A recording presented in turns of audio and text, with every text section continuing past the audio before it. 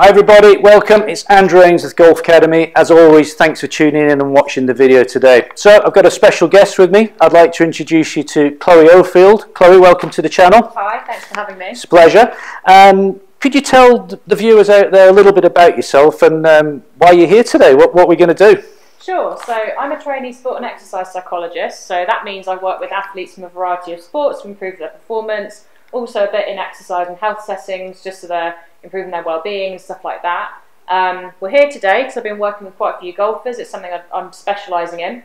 And we thought we'd do a few videos on the psychological aspects of the game to help potentially improve performance. Definitely, that's the plan. We've done a little bit of work together in the academy, haven't we, with some golfers, you know, working on specific bits of the mental process, and it's been great fun, and I think we've really been able to help those golfers play better golf. Yeah. But the topic we thought we'd talk about today, which I think is going to be really relevant to people watching, is the first tee nerves. The dreaded first tee, Chloe. We're there on the tee and there's 20 or 30 people watching and we're shaking in our boots, thinking, oh my goodness, I need to hit a good shot here.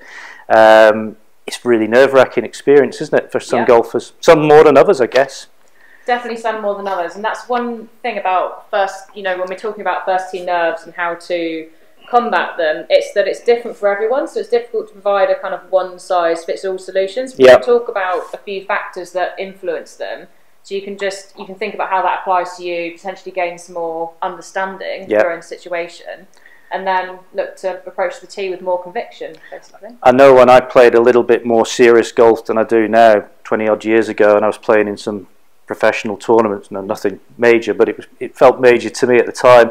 Often you were introduced on the first tee, the microphone, it was on the tee representing Ashridge Golf Club, Andrew Ainsworth, and there'd be like 30, 40 people around the tee watching. I used to be paralysed with fear sometimes. I remember once I was over the ball and I'd gone through my pre-shot routine and I literally couldn't get that club away. I was like, okay, let's go. And it was like, nope. I was like, come on, take it back. And it was like, it just felt like I was stuck. And all of a sudden I managed to get it back and I think I skied it out of bounds. It was a disaster start. I think I started with a double or treble bogey, and that was, and I couldn't control those emotions on the first tee. Yeah. I really couldn't. It's a common problem. So I'd love to know how to do it. Yeah. So tell us what we should do. Okay, so I think the first thing about first tee nerves is to understand where they come from. So whether you're worried about presence of onlookers, so you know first tee's often by the clubhouse and people are waiting behind you. Or whether it's about what you believe that shot, the relevance that shot has for the rest of your round. You know, because some people believe that if they hit a bad first shot, it means the whole round. The whole round's doomed. Or their confidence will just be off anyway, so that's it. So whether it's an environmental factor or an internal factor, it's understanding how it works. So essentially, the reason why all of these factors cause nerves is that we start to place significance on the shot, and as soon as you do that, your threat system's activated, and you'll naturally start looking to avoid what you don't want to happen. So the out of bounds left all of a sudden becomes more prominent in your mind as you so you're thinking, what if I shoot it out of bounds when everyone's watching, or just pop it 20 yards? You know. So it's a case of understanding. So there are kind of three factors that influence first tee nerves. One of them we talked about in another video, which is what we call an ironic process. So we'll put a little link up to that. That was the one we did, wasn't it, on visualization? If you want to know more about this, I won't spend a long time explaining it now. We'll link it up and put a little. We'll put a card at the end so you can watch that.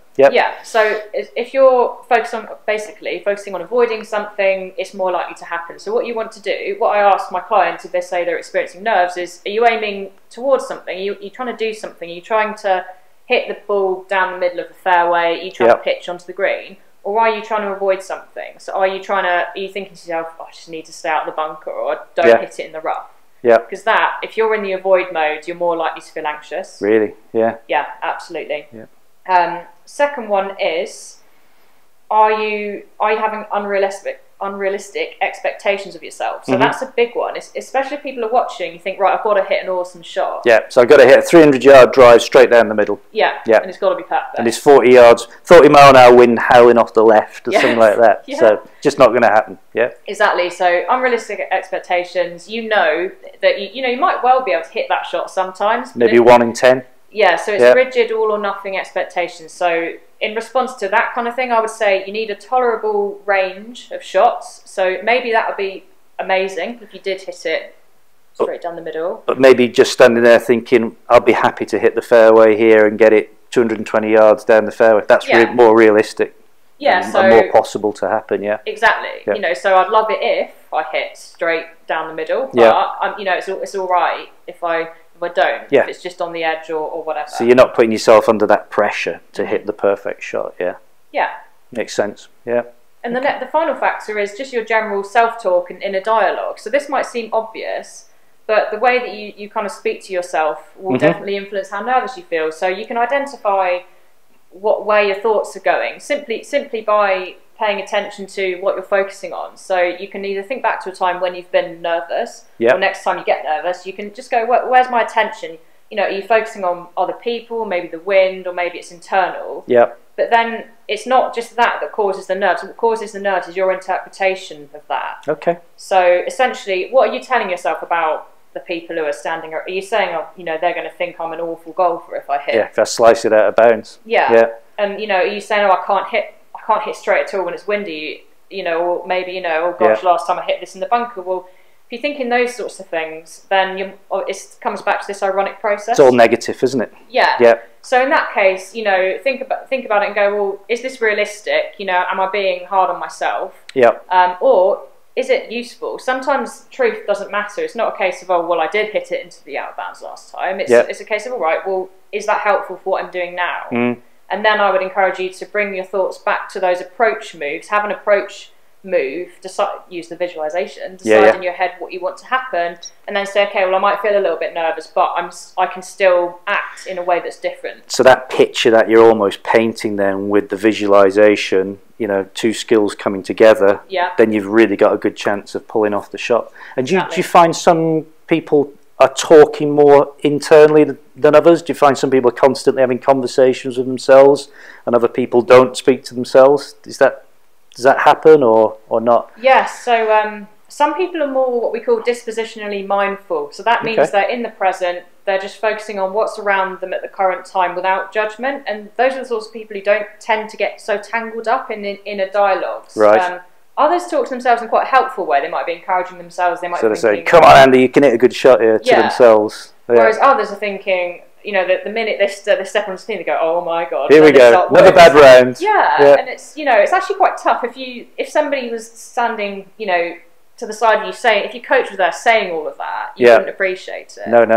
So it's just being able to change that mindset, isn't it, and being able to, I guess, control the emotions as well.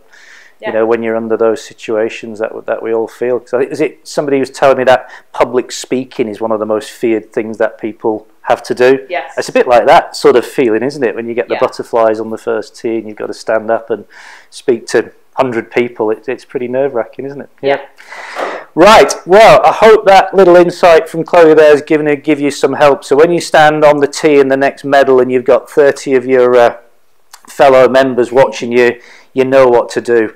Thanks for watching the video today. It's been brilliant. Thanks for coming in, Chloe. Don't forget to hit the subscribe button down there and give the video a thumbs up if you like the video, and most important, post some comments down below. Let us know what you think of the video. Maybe tell us what you'd like to see future videos made on, because there's a whole raft of stuff that we could do here, isn't there? Sure, so if we know what you people want to help with, then we can put together some videos.